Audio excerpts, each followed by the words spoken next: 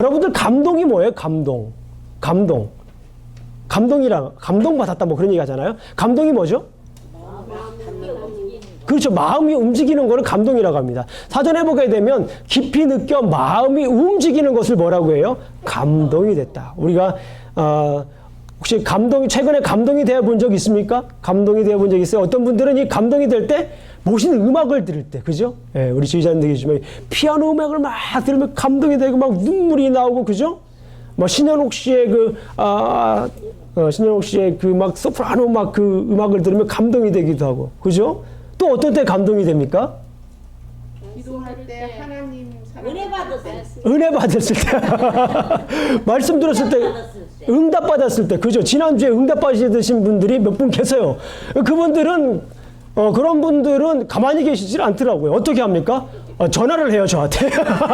전화를 하셔가지고 감동받은 그 감동을 이렇게 울어요 또. 예, 울기도 하시죠. 예, 그런 모습을 보게 되면 저도 또 감동이 되고 저에게 또한 은혜가 되는 모습을 우리가 볼 수가 있습니다.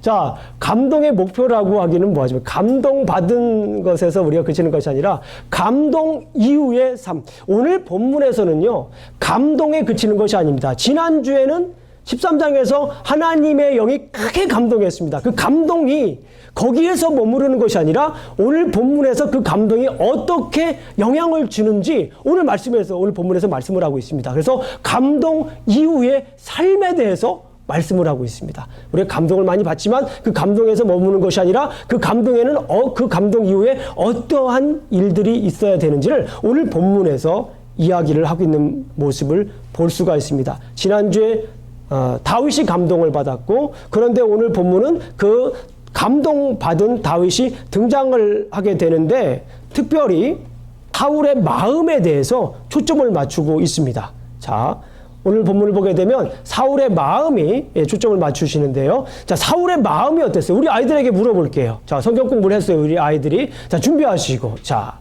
사울의 마음이 어땠죠? 사울의 마음이 어땠습니까? 예. 선민이. 맞아요. 사울의 마음이 어떻게 했습니까? 매우 안 좋았습니다. 예, 배드했다고 이렇게 얘기를 하는 거예요. 사울의 마음이 안 좋았어요. 성경 말씀을 보게 되면은 사울이 어떻게 했다고 써 있습니까? 사울이 번뇌했다. 14절 말씀을 한번 보겠습니다. 여호와 영이 사울에게서 떠나고 여호와께서 부리시는 악령이 그를 어떻게 했습니까? 번뇌했다. 괴롭혔다. 그런 말씀이에요. 어떤 사람들은 이 이야기를 가지고 우울증 증세가 있는 것 아니냐, 결국 심리적인 병을 앓고 있는 것이지 않느냐라고 이렇게 얘기하는 분도 있을 정도로 마음이 굉장히 괴로웠던 모습을 볼 수가 있습니다. 자, 그런데 여기에서 중요한 것이 있어요. 그런데 왜 사울이 이렇게 마음에 번뇌가 있었을까요? 왜 이렇게 마음에 번뇌가 있었죠? 왜 이렇게 마음이 괴롭고 번뇌가 있었을까요? 하나님의 영이 떠났기 때문이고요. 하나님께서 사울을 버리셨고 이미 다윗에게 기름을 부으셨습니다. 그리고 중요한 것은 좀 전에 읽으신 것처럼 하나님께서 부리시는 악령이 사울을 괴롭게 하신 것입니다.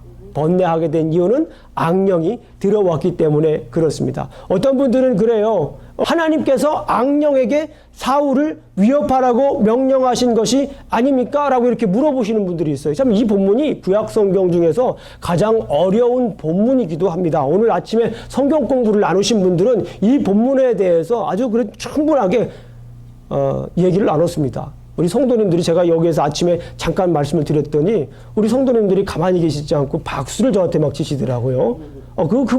그만큼 이 본문에 대해서 많이 어려워하고 힘들어하고 딱 부러진 답을 얻지 못했기 때문에 그럴 수가 있습니다.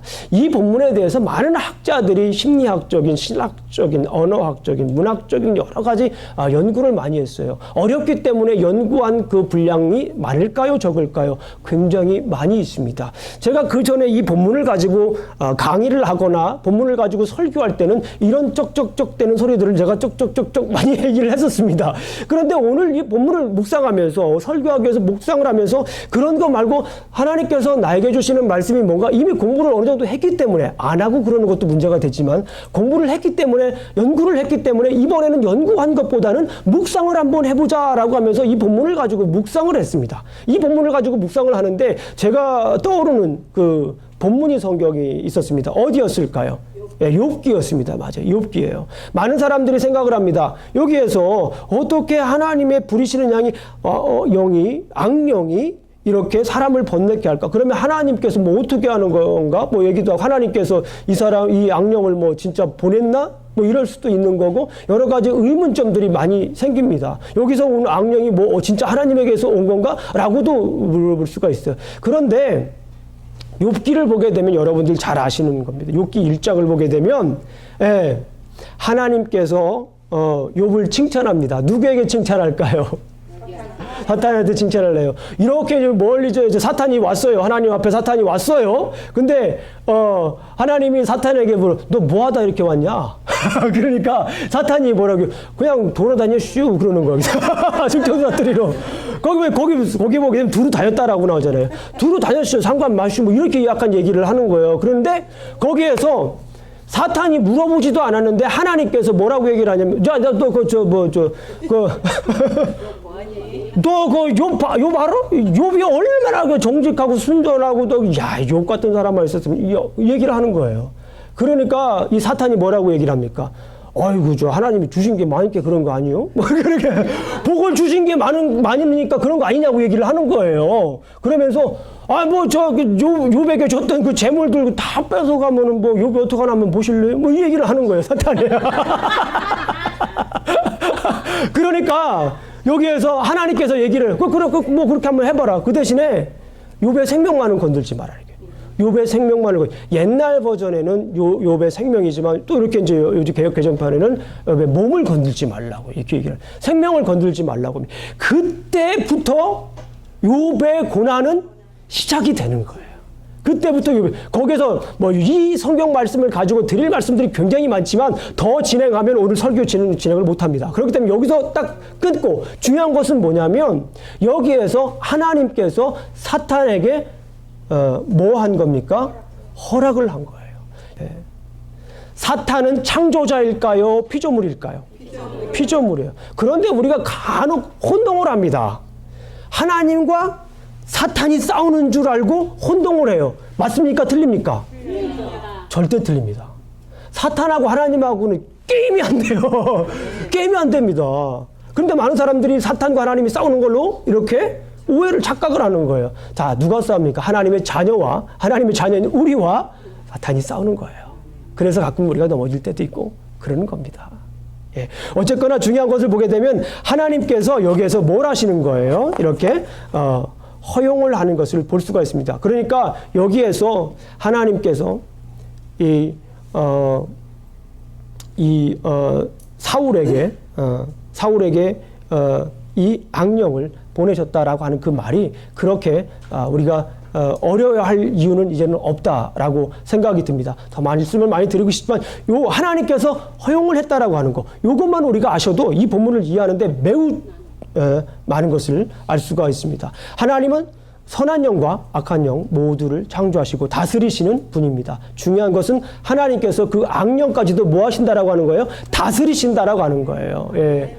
하나님의 범주를 벗어날 수가 없어요. 아우 말 안 들으려고 저는 싫어요 하고 도망갈 수가 없어요. 하나님 그 계획 안에 있을 수밖에 없습니다. 왜냐하면 하나님은 창조자이시고 사탄은 피조물이기 때문에 그렇습니다. 어쨌거나 사울의 마음이 지금 굉장히 번뇌했습니다. 왜 그렇습니까? 악령이 들어왔기 때문에 그렇습니다. 자, 그런데 오늘 맨 마지막 23절을 보게 되면은 사울의 마음이 또 두 번째로 나옵니다. 그런데 그 마음에는 어떤 마음이죠? 처음에는 앞에 부분에서는 번뇌였지만 뒤에 부분은 어떻습니까? 상쾌하다고 써 있습니다. 23절 한번 읽어보겠습니다. 하나님께서 부리시는 악령이 사울에게 이를 때에 다윗이 수금을 들고 와서 손으로 탄즉 사울이 상쾌하여 났고 악령이 그에게서 떠나니라. 예, 중요한 말씀입니다. 여기에서 사울의 마음이 상쾌해졌습니다. 그죠? 그런데 그 이유가 뭡니까? 그 이유가 뭐죠? 악령이 그에게서 떠났기 때문에 그렇습니다. 왜 악령이 떠났을까요? 예, 왜 악령이 떠났을까요? 자, 그것에 대해서 우리는 이제 다른 인물을 좀 집중 조명해야 됩니다. 자, 누구입니까? 가운데에 보게 되면 누구의 마음이 나옵니까? 다윗의 마음이 나옵니다. 이 다윗이 어떤 사람인지에 대해서 굉장히 많이 이렇게 할애를 하고 있어요. 1절, 사울의 아픈 마음은 1절, 사울의 상쾌한 마음은 1절. 한 절씩밖에 할애하지 않고 얘기하지 않고 그 가운데에 중요한 것은 다윗에 대해서 그만큼 집중하고 있다는 것을 볼 수가 있어요. 왜 그렇습니까? 16장에서 하나님은 외모를 보지 않고 마음을 봐요. 그런데 그 마음에 합당한 사람이 누구였습니까? 다윗이었어요. 그 다윗에게 기름을 부었습니다. 그 다윗에게 기름을 부었을 때 하나님의 영이 크게 감동되었습니다. 그 하나님의 영에 크게 감동된 사람이 어떤 사람인지에 대해서 이제는 무엇을 해야 됩니까? 얘기를 해야 됩니다. 그래서 오늘 본문에서는 그 다윗에 대해서 집중적으로 얘기를 하고 있는 거예요. 그래서 그 얘기를 하기 위해서 사울의 마음과 또 사울의 마음 처음과 마지막을 이렇게 얘기하고 있다라는 말씀입니다. 자, 다윗의 마음이 어땠죠? 여러분들 잘 아시는 것처럼 아까 읽으셨지만 13절에서 다윗의 마음이 어떤 사람이었습니까? 하나님께 감동된 사람이었습니다. 그런데 하나님께 그냥 감동된 사람이 아니라 어떻게 감동된 사람입니까? 크게 감동된 사람입니다. 자, 이것이 포인트예요. 하나님께 크게 감동된 사람의 이유가 어떠냐는 거예요. 하나님께 크게 감동된 사람의 삶, 하나님께 크게 감동된 후에 어떠한 일이 일어나는지가 오늘 본문의 중요한 포인트가 되는 겁니다. 어떤 일들이 일어나고 있습니까? 사람들을 감화시킵니다. 따라해 보세요. 다윗은 사람들을 감화시킨다. 아우, 잘 따라하셨습니다. 예, 제가 왜 감화라고 이렇게 말씀을 드렸냐면은, 자, 앞에 있는 말 감동과 또 감화가 매우 비슷합니다. 매우 비슷한 단어예요. 그러나 엄밀히 말하면 또 다릅니다. 자, 감동과 감화가 어떻게 다르죠? 한번 생각을 해보겠습니다. 제가 물을 마시는 동안에 우리 성도님들 한번 생각을 한번 해보세요. 감동과 감화가 어떻게 다르죠?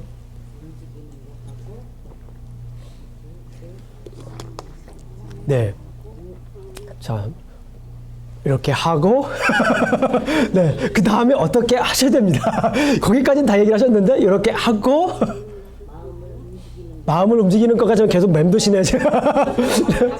네. 불화자예요. 불화자예요.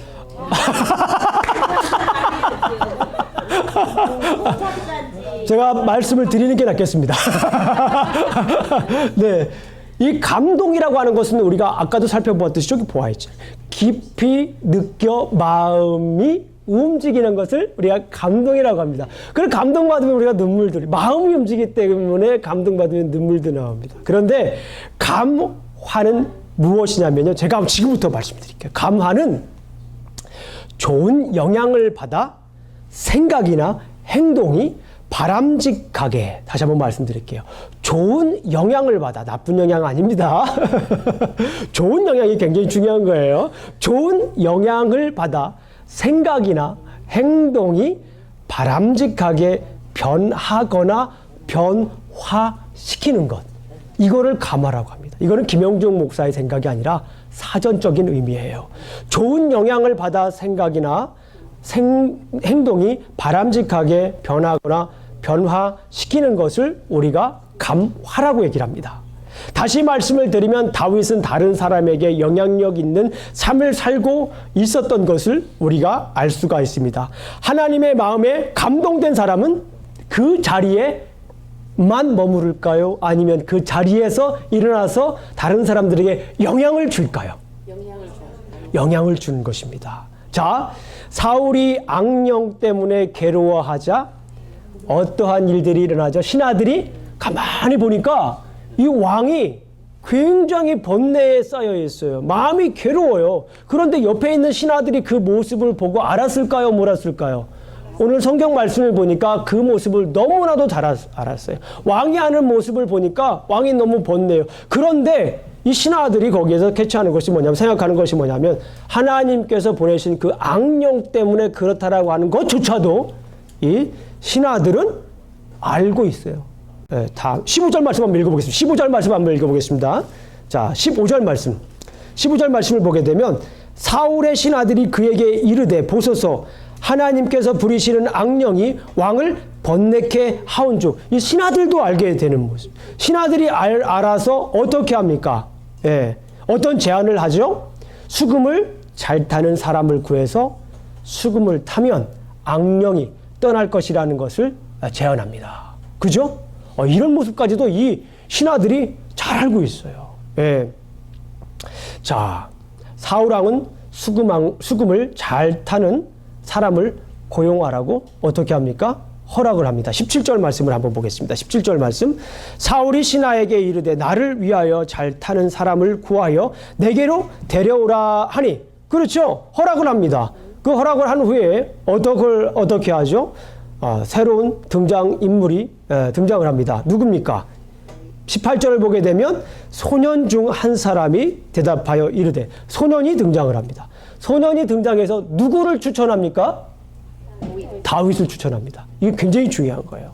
소년이 누구를 추천합니까? 다윗을 추천합니다. 이미 뭐예요? 다윗은 많은 사람들에게 이미 영향력을 미치고 있었다라고 하는 것을, 영향력을 끼치고 있었다라고 하는 것을 우리가 알 수가 있습니다. 자, 왜 추천을 했을까요? 18절에 있는 말씀을 한번 보도록 하겠습니다. 소년 중 한 사람이 대답하여 이르되 내가 베들레헴 사람 이새의 아들을 본즉 수금을 탈 줄 알고 용기와 무용과 구변이 있는 준수한 자라. 게다가 옆에 써놓으세요. 게다가 여호와께서 그와 함께 계시더라 하더라. 오늘 말씀을 보니까 일단 뭐예요? 이 다윗은 일단 중요한 것이 뭐냐면 수금을 잘 타요. 아주 스피리추얼 그 뮤지션인 것 같아요. 영적인 어떤 그런 부분에서 굉장히 뛰어난 그런 음악 뮤지션입니다. 수금을 잘 탑니다. 거기에서 끝나는 것이 아니라 어떻게 합니까? 성품과 재능이 아주 훌륭한 사람이에요. 거기에서 끝나는 것이 아니라 하나님께서 함께 하시는 사람이에요. 자, 성경을 읽으시면서 제가 요즘 저희 분들이 계속 우리 성도님들이 사무엘상을 읽고 있잖아요. 사무엘상을 읽고 있는데 하나님께서 함께 하신다라고 하는 말을 저는 좀 오래간만에 들어보는 것 같아요.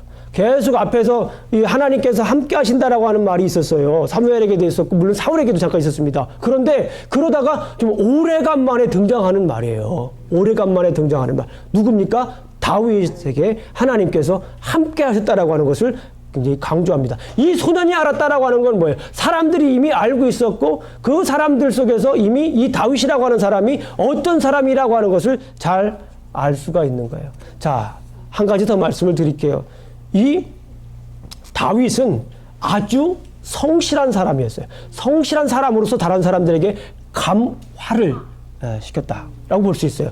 자, 어떤 사람이었냐면요. 16장 11절을 한번 보세요. 16장 11절 말씀을 보게 되면 16장 11절 말씀을 보게 되면 또 사무엘이 이새에게 이르되 내 아들들이 다 여기 있느냐? 이새가 이르되 아직 막내가 남았는데 그는 양을 지키나이다. 뭐 하는 사람이었어요? 양을 지키는 사람이었습니다. 셰퍼드였습니다. 양을 지키는 사람이었어요. 자, 이거는 하나님 기름 붓기 전이고 하나님의 영에 크게 감동되기 전입니다. 감동된 후에도 어떠한 일이 있는지 한번 보도록 하겠습니다. 19절 말씀을 함께 읽겠습니다. 19절 말씀 시작. 사울이 이에 전령들 이새에게 보내어 이르되 양치는 내 아들 다윗을 내게로 보내라 하매. 자, 지금 뭐 하고 있어요? 하나님의 영에 크게 감동되기 전에도 그는 양치기였습니다. 셰퍼드였어요. 굿 셰퍼드. 그 셰퍼드였는데 하나님의 영에 크게 감동된 그 이후에도 어떻게 하고 있습니까? 양치기로서의 삶. 다시 말씀드리면 성실한 사람으로서의 삶을 그대로 살고 있었던 것을 볼 수가 있습니다. 이 뭐 하나 빠지지 않는, 요즘 말로 말하면 뭐라고 해요? 이런 우리나라 말로 말하면 팔방민이었어요. 팔방민. 음악도 잘하죠. 인격도 좋죠. 하나님과 함께하죠. 게다가 성실하죠. 예, 얼마나 좋습니까? 예, 엄친아라고 하나요? 네, 아주 팔방미인의 그런 모습을 가지고 있어서 다른 사람들에게 어떤 영향력을, 다른 사람들을 감화시키는 그런 사람이었다는 거예요. 누가요? 다윗이 그런 삶을 살고 있었다라는 것입니다. 자, 여기에서 끝나는 것이 아닙니다. 다윗은 누구를 감화시킬까요? 사울을 감화시킵니다. 예. 자, 사람을 이미 감화시켰기 때문에 다윗은 성경 말씀을 제가 연구를 해보니까, 이 말씀을 묵상해보니까 다윗은 하나님에게 감동됐고요. 또 그 감동에서 머무르는 것이 아니라 주변에 있는 사람들을 감화시켰습니다. 그런데 정말 중요한 사울 왕까지도 감화시키고 있다는 거예요. 이게 놀라운 사건입니다. 한번 어떻게 감화시키는지 한번 보도록 하겠습니다. 21절을 한번 보겠습니다. 21절을 보게 되면 다윗이 사울에게 이르러 그 앞에 모셔섬에 사울이 그를 크게 사랑하여. 성경에 굳이 이를 크게라고 쓸 필요가 있을까요? 그런데 성경은 이게 크게. 자, 13절 말씀을 보게 되면 크게 감동됐습니다. 여기 21절에 있는 말씀을 보니까 크게 사랑해. 누가 사랑합니까? 사울이 사랑해요. 이게 감화되지 않고는 이렇게 표현할 수가 없어요. 크게 사랑했다라고 하는 거예요. 다윗이 사울에게 뭐 했다라는 거예요? 감화되었다라고 하는 것을 봅니다. 사울은 다윗의 모습을 보고 그를 너무나도 사랑합니다. 너무나도 아끼는 모습을 볼 수가 있어요. 그것도 신기해요. 처음에 이렇게 봤을 때 그 다윗의 모습을 보고 그것을 알아봤다는 그 자체만으로도 정말 대단한 것입니다. 예. 어쨌거나 중요한 것은 사울이 다윗을 총애합니다. 그건 뭐예요? 다윗이 그만큼 사울을 감화시키는 삶을 살았다라고 하는 것을 볼 수가 있습니다. 자, 그리고 자기의 무기를 드는 자로 고용합니다. 자, 자기의 무기를 드는 자로 고용했다라고 하는 것은요, 매우 중요한 거예요. 여러분들 그전에서 보았지만 요나단이 전투를 할 때 어떤 전투에서 당시에는 사울과 요나단만 무기를 가지고 있었다고 그랬잖아요. 그런데 사울은 전쟁터에서 저 뒤에 있었어요. 그런데 요나단이 어떻게 합니까? 적진으로 올라가잖아요. 그런데 누구랑 올라갑니까? 누구랑 올라가요? 예, 거기에 보니까 무기를 움직이는 자, 무기를 든 자와 함께 가는 거예요. 그러니까 요나단은 무기도 없이 간 거예요. 그리고 그 옆에서 무기를 들어주는 사람이 있는 거예요. 여기서 보니까 무기를 들어주는 사람이면 중요한 사람일까요? 안 중요한 사람일까요? 무기를 가지고 있는 중요한 사람이에요. 그만큼 총애했다라는, 그만큼 이미 다윗은 사울에게 총애를 받을 만한 그런 모습을 가지고 있었다라고 하는 것을 우리는 볼 수가 있습니다. 수금을 타는 자로 뽑았음에도 불구하고 무기까지 주는 그런 모습을 보게 됩니다. 다윗은 사울에게 은총을 입었습니다. 사울은 다윗을 보기만 해도 어떤 거예요? 너무너무 이쁜 거예요. 너무너무 기쁜 겁니다. 성경 말씀에도 보면은 사울이 다윗을 보기만 해도 기쁘다라고 성경에 써 있습니다. 예. 결정적으로 다윗이 수금을 탈 때 어떻게 됩니까? 악령이 떠나게 되는 거예요. 다윗이 사울을 위해서 수금을 탈 때 악령이 떠나게 되는 모습을 볼 수가 있습니다. 그렇게 영향력 있는 삶을 살게 되는 거예요. 보세요. 여기에서 정말 중요한 건 뭐냐면 수금을 탔다라고 하는 것도 정말 중요한 사건이에요. 그런데 성경을 가만히 한번 묵상을 해보세요. 16장에서 하나님의 마음에 합한 사람 또 나오죠. 하나님의 마음에 합한 다윗, 그에게 기름을 부었죠. 기름을 부으니까 하나님의 영에 크게 감동이 되었죠. 그 감동이 된 사람이 16장 후반부에 등장을 합니다. 힘들고 어려운 사울 옆에 서니까 그 마음에, 하나님의 마음에 크게 감동된 사람이 그 옆에서 수금을 타니까, 그 옆에 있기만 하니까 그 사울이 어떻게 되는 거예요? 그 마음이 완전히 녹아지는 겁니다. 그 번뇌가 아주 도망가는 거예요. 완전히 없어지는 거예요. 누구 때문에 그렇습니까? 이 마음에, 이 다윗의 마음에 저를 볼 때 하나님의 심장이 있었던 것 같아요. 빌립보서에 보게 되면 그리스도의 심장이라고 표현하고 있잖아요. 하나님의 심장이라고 하는 말은 성경에 없지만 제 생각에는 그렇습니다. 목사님과 하나님의 심장이라는 말 없는데요. 그럴 수도 있어요. 그건 제 마음에, 이거는 저의 마음이 담긴 언어적인 표현입니다. 성경을 읽었을 때 하나님의 심장을 본 것. 옆에 서기만 하면 하나님의 심장이 느껴지는 거예요.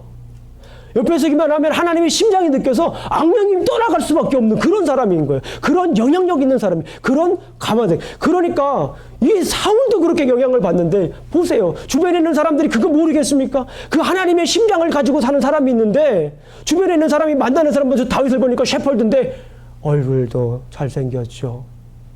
또 뭡니까? 수금도 잘 타죠. 성실하죠. 더 중요한 거, 그 안에 하나님의 심장이 있다라고 하는 것을 느끼는 거예요. 제가 누누이 말씀을 드리잖아요. 사람을 만나서 눈과 눈으로 만나는 기도 하지만 뭐예요?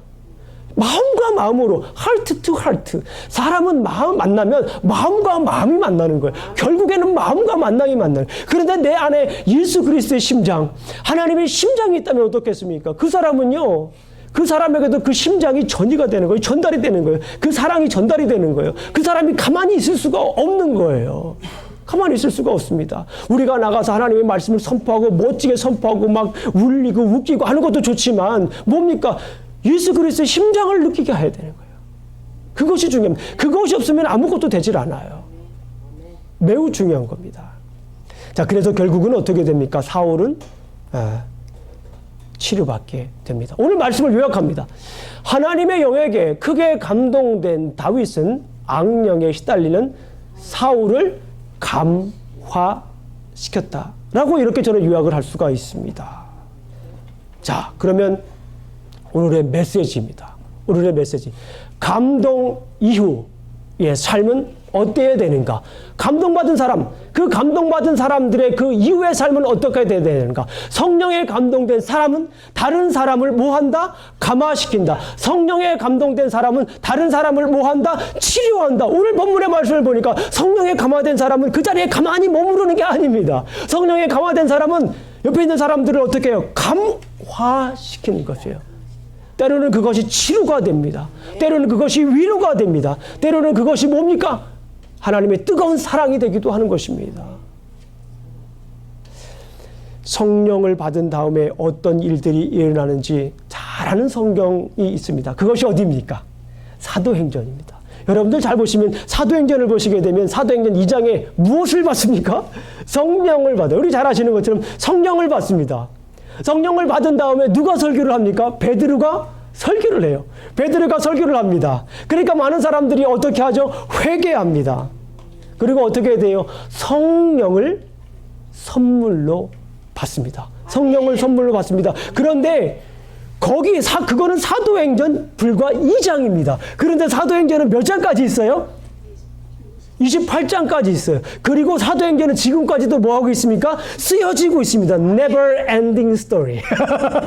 지금도 끝나지 않고 우리는 계속해서 사도행전을 쓰고 있기 때문에 몇 장까지라고 하기는 조금 결론 짓기는 힘듭니다. 어쨌거나 성경에 기록된 written Bible, 성경에 보게 되면은 28장까지입니다. 그런데 웬일입니까? 2장에 성령을 받습니다. 예수님이 부활한 그 승천하는 모습을 본 1장 이후에 2장에 성령님을 받고 사람들이 어떻게 됩니까? 성령님을 받고 그 자리에서 가만히 머무르는 것이 아니라 사도들을 통해 많은 기적들이 일어나는 것을 볼 수가 있습니다. 성령님의 감동된 사람들은 그 자리에 머물러 있지는 않습니다. 믿는 사람들이 모여서 함께 물건을 나누고, 너무나도 잘 하시는 말씀이에요. 그죠? 물건도 나누고 재산도 팔고요. 각 사람의 필요도 채우고 성전에 모이기를 힘쓰고 뭐합니까? 하나님을 찬미합니다. 그런데 성경에서 거기서 끝나는 것이 아니에요. 만약에 성경이 여기까지만 써있다 그러면은 성경이니까 사람들이 뭐 은혜 받아가지고 그렇게 할 수 있겠지. 그런데 거기서 끝나는 것이 아니라 중요한 것은 온 백성들이 그 사람들을 어떻게 합니까? 칭찬을 해요. 이게 매우 중요한 거예요. 감동받은 사람은 그 자리에서 가만히 나 절대 건들지 마. 어우, 주여 할렐루야. 이거 끝나는 게 아니에요. 감동받은 사람은 여기에서 끝나는 것이 아닙니다. 3장을 보게 되면 베드로와 요한이 안진뱅이를 고칩니다. 성령이 충만하여 그 말씀을 전하게 됩니다. 어떻게 됩니까? 사람들의 그 감동받은 사람들이 막 점점 전파되는 그런 모습을 보게 됩니다. 성령이 너희에게 임하시면 너희가 권능을 받고 예루살렘과 유대와 사마리아와 땅끝까지 내 증인이 되리라. 감동받은 사람들 아닙니까? 성령 받은 사람들 아닙니까? 성령 받은 사람들은 계속해서 막 움직이는 거예요. 가만히 그 자리에 머무르는 게 아니에요. 계속해서 움직이는 모습을 우리가 볼 수 있습니다. 오늘날 기독교인들이 극복해야 될 문제 중에 여러 문제가 있지만 그 중에 가장 큰 문제는 저는 이렇게 생각합니다. 제가 틀릴 수도 있어요. 제가 생각하는 겁니다. 네. 교회의 감동이 사라지고 있어요. 점점 교회의 감동이 사라진다라는 거예요. 이것이 매우 중요한 문제입니다. 여러 가지가 있어요. 여러 가지 뭐 어떤 사람들은 교회의 세습이다, 교회의 건물의 문제다, 너무 교회 건물에만 재정의 문제다, 목사님의 윤리적인 문제다, 막 여러 가지 있지만 이런 모든 제 생각이에요. 이런 모든 것들이 하나로 딱 요약하자면 교회의 감동이 없는 거예요. 교회가 교회로서의 모습으로 서지 않고 있는 거예요. 예배를 드려도 시큰둥 감동, 딴 생각하는 거죠. 오늘 진짜 헌금 너무 많이 했어. 예를 들어서 이런 거예요. 예를 들어서, 이 예배 끝나고 나서, 저쪽에다 우리 교회 새로 부지 짓는데, 저쪽에다 땅을 저거 사야 되는데, 왜 저 장로님은 이쪽에 사야 된다고 그럴까? 왜 그럴까? 아니면 후임 목사님을 뽑는데, 우리 목사님 아들이 돼야 되는데 그래야 내가 좀 더 길을 피고 이런 생각을 제가 단적인 예를 드는 거지만 너무 많은 다른 생각을 하고 있는 거예요. 감동이 없는 감동이 없어요. 교회 감동이. 예배 드릴 때도 감동이 없고, 기도할 때도 그냥 허공을 치는 소리밖에 없고, 그렇잖아요. 감동이 없는 거 아닙니까? 감동이. 그런데 더 중요한 거 있어요. 더 중요한 것은 무엇이냐면 감동이 조금 있어요. 감동이 조금 있는 교회들이 있어요, 그나마. 근데 그 감동조차도 교회에 머무르고 있다는 거예요. 그 감동조차도 교회 안에만 머무르고 있다는 거예요. 이것이 저희가 생각할 때는 가장 큰 문제 중에 하나라고 저는 생각을 합니다. 주님이 주신 감동이 있다면 그 감동이 밖으로 전해져야 합니다. 그래야 또 다른 감동이 우리에게 밀려옵니다. 제가 우리 비전 나눔터에서 말씀드렸지만 제가 목회 동기에도 말씀을 나눈 적이 있습니다. 저는 아주 꼬맹이일 때 예수님을 알게 됐습니다. 저는 코올릭의 어린 시절 여름을 굉장히 기다렸던 사람 중에 하나입니다. 왠지 아세요? 네, 서울에서 예쁜 천사들이 왔어요. 저는 시골에서 살았기 때문에 그렇게 피부가 하얀 여성분들을 처음 봤어요, 그때. 우리는 제 기억으로 때는 제 친구들 중에는 머리에는 이렇게 머리가 이렇게 좀 파인 아이들이 있었어요. 머리가 안 나가지고 충 때문에 그런 아이들이 그런 상황이었었습니다. 대략 제가 어떤 환경에 자랐는지 여러분들이 아실 수 있을 것입니다. 지금은 아주 좋아요. 그때 당시 그렇습니다. 얼굴도 예쁘고 피부도 뽀얗고 율동도 너무나 멋지고 그런 천사들이 전해주던 말씀. 그것은 예수님의 말씀이었습니다. 언제요? VBS 때. VBS 때. 천사들의 복음은 너무나 달콤했죠. 그뿐만 아니라 그 천사들은 까까머리 시글 춘뜨기 어린 아이인 저를 안고 눈물을 흘리기 시작했습니다. 저는 그때 감동이 아직 지금 눈물 나오려고 그래. 그때 생각하면은 지금도 그 감동이 밀려요. 내가 뭔데 그 선생님들은 나를 그렇게 끌어안고 그렇게 나를 이렇게 사랑했을까? 근데 사람은 알잖아요. 하트 투 하트라고 알잖아요. 그 선생님들이 그냥 그 대학생 선생님들이 와가지고 그냥 우리 시골교회 도우러 가자 그게 아닌 거예요. 그게 아닌 거예요. 저를 끌어안고 눈물을 흘리면서 기도하는데 그 진심이 느껴지더라고요. 제가 감동이 됐습니다. 그래가지고 저는 그 장면을 평생 잊을 수가 없어요. 그때 저는 그런 생각을 했습니다. 이 천사와 같은 선생님들처럼 하나님의 말씀을 전하는 사람이 되어야 되겠다. 그런 생각을 그때 했습니다. 그래서 계속해서 하나님 말씀을 배우고 또 성장을 해가지고 제가 여름마다 VBS를 이렇게 하러 돌아다녔어요. 어디로 돌아다녔냐면 섬으로 돌아다녔어요. 그러니까 어느 정도 제가 크고 주변을 보니까 저 스스로도 말씀을 증거할 수 있는 상황이 됐어요. 그리고 그런 팀이 됐어요. 그래가지고 내가 여기서 머무르는 것이 아니라 VBS를 하고 싶어도 못하는 그 섬 지역 애들에게 VBS를 해줘야 되겠다 하는 생각이 들어서 팀을 만들어서 갔어요.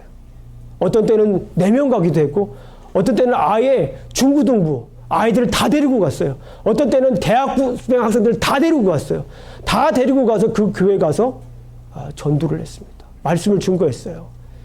그 지역이 어디냐면 전라남도 조도, 명지리, 명지침례교회. 여러분들 세월호로 유명한 팽목 있죠. 저는 거기 팽목에서 그 조도로 가요. 그 모습을 보는데 얼마나 눈물이 나는데, 제가 거기서 팽목에서 그 배 기다리고 그랬던 그 지역입니다. 그 지역에서 거기서 그렇게 많은 큰 사고가 일어났는데, 그 팽목에서 배를 타고 40분 가면 조도가 있어요. 그 지역에서 가면 또 아이들이 그 조도라고 하는 지역은 그나마 큰 섬이에요. 그래서 여름 성경 학교를 하기 위해서 배 타고 막 와요. 배 타고. 사람들이 다 모이면 한 33명 정도 이렇게 모여가지고 그렇게 말씀을 나눴던 그런 기억이 있습니다.